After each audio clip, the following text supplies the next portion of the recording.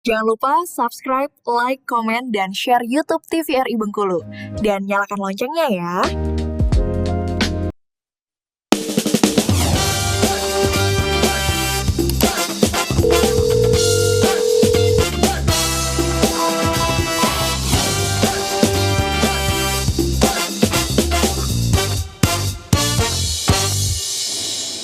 Ya, pemirsa, kembali lagi tentunya di Dokter Kito bersama Kita Sehat.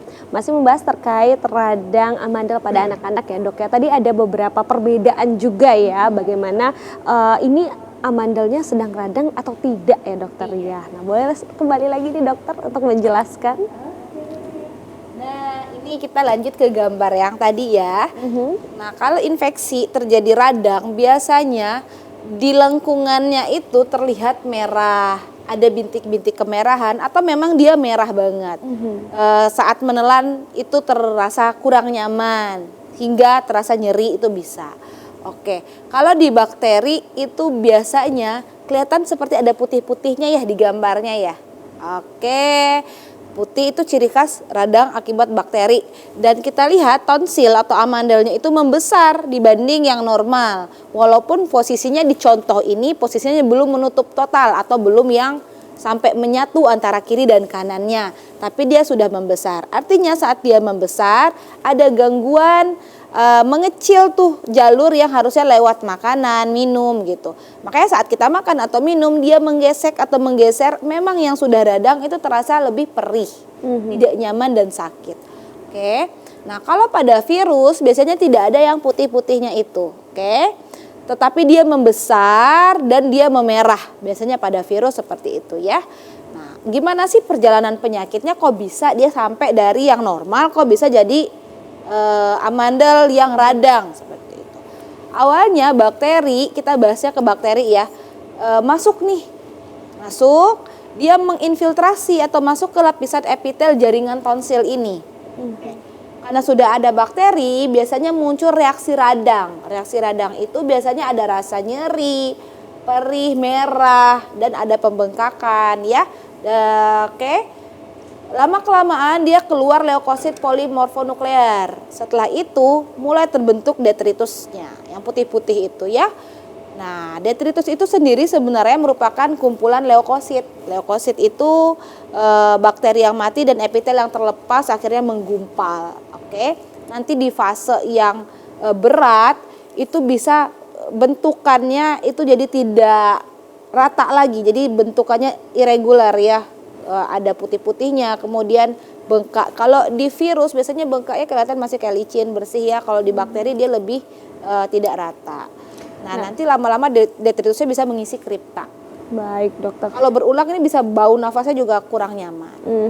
Nah, ngomongin masalah putih-putih di bagian amandelnya itu kan cukup viral sekarang ya dok ya, dimana banyak sekali seseorang itu menekan ya dok ya dengan mengeluarkan dengan sendirinya gitu. Itu sebenarnya baik nggak sih dokter?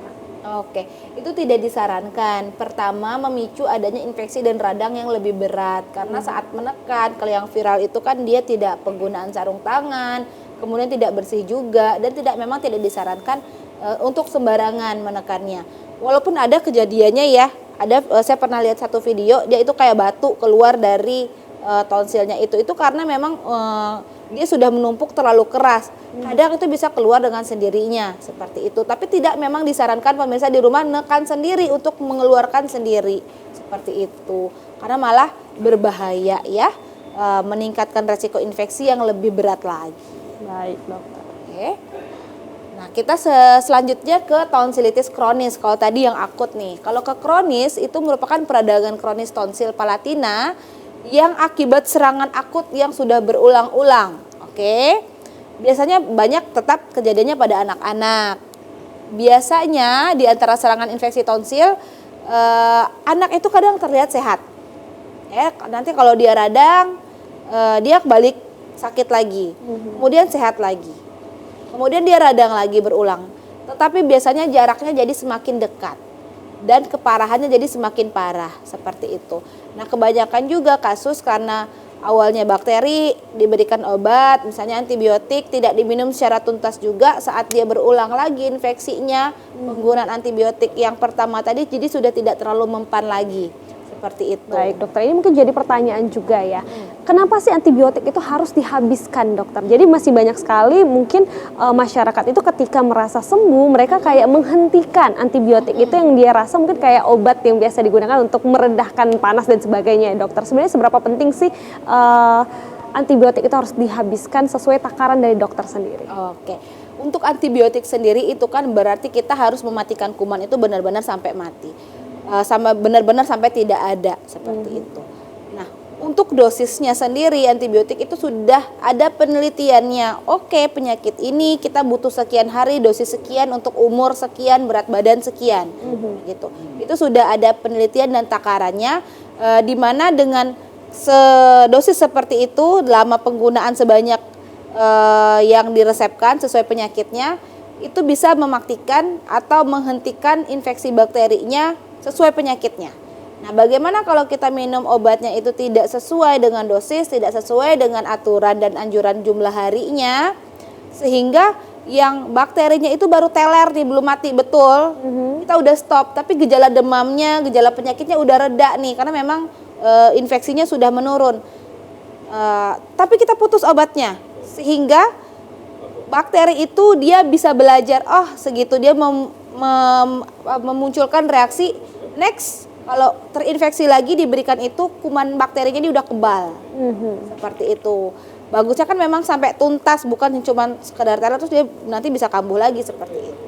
Kebanyakan yang stop itu akhirnya resisten. Artinya resisten saat dikasih lagi bakterinya itu sudah mengenali dan dia akhirnya tidak terlalu mempan lagi obatnya atau memang tidak berefek sama sekali. Akhirnya kita harus mengganti ke golongan yang lain atau ke tingkatan yang lebih tinggi antibiotiknya. Makanya kita antibiotik biasanya kalau infeksi ringan kita mulai dari yang paling bawah dulu. Seperti itu. Baik dokter. Oke. Nah, penyebab yang kronis ini 25% disebabkan oleh Streptococcus beta hemolyticus grup A ya. Nah, biasanya rangsangan menahun dari rokok. Beberapa jenis makanan yang dapat menyebabkan serangan berulang. Kalau di rumah kita sering ibu-ibu bilang, makanya jangan makan es kayak gitu ya. Biasanya karena makanan yang suhunya terlalu dingin sehingga mudah radang tenggorokannya. Walaupun sebenarnya esnya bukan esnya langsung menyebabkan radang, bukan. Kadang kandungan-kandungan yang kebetulan nih yang diminum ini bentukannya es dingin. Ternyata mengandung kandungan gula buatan yang terlalu tinggi, akhirnya mudah iritasi tenggorokannya. Iritasinya akhirnya memicu mudahnya masuk bakteri sehingga jadinya infeksi seperti itu. Pengaruh cuaca, kelelahan fisik, dan pengobatan tonsilitis akut yang tidak adekuat. Yang paling banyak itu kejadiannya karena pengobatan tonsilitis akut yang tidak adekuat. Berulang akhirnya jadi kronis seperti itu. Prosesnya perbedaannya dari yang akut tadi, awalnya kalau yang akut tadi dari proses yang memang faktor predisposisinya. Kalau yang kronik itu dari radang yang berulang. Nah, saat radangnya berulang, epitel mukosa tonsil dan jaringan limfoidnya itu mulai terkikis nih. Lama-lama digantikan oleh jaringan parut. Makanya nanti bentukannya nanti itu mulai irregular. Lama-lama jaringan parut itu akan mengkerut dan muncul dan kripta akan melebar. Nanti kelihatan kayak ada yang tumbuh-tumbuh di bagian belakang tenggorokannya itu, kadang kayak ada yang tumbuh-tumbuh juga. Itulah namanya kripta ya. Kripta ini kadang akan terisi dengan detritus yang putih-putih tadi. Nah, kadang itu kalau dibiarkan terlalu lama bisa menyebabkan bau mulut, kadang dia bisa mengeras, terus pengobatan alternatif dikeluarkan kayak gitu ya. Itulah yang mengeras itu. Jadi seperti terlihat ada kotoran di tonsilnya. Nah, saat proses itu terus berlanjut hingga bisa menembus kapsul tonsil, lama-lama terjadi perlekatan dengan jaringan sekitar dan fosa tonsilaris. Paling parahnya itu kalau memang dia sudah terlalu membesar, dia bisa menutup rongga mulut ya dok? Betul, yang ada gambar tadi kan seperti ada terowongan ya, itu menutup. Nah, kalau udah menutup itu solusinya ya memang harus dioperasi. Nah dokter ini juga menarik nih, ketika kita operasi artinya kalau tadi dokter sebutkan amandel itu kan sebagai apa ya, imun kita ya, maksudnya untuk menjaga kita juga ya dok ya. Kalau misalkan itu kita operasi dan kita buang, itu seperti apa dokter nantinya? Tapi tahan dulu, nanti akan kita kembali lagi setelah jeda program berikut ini, tetap di Dokter Kita.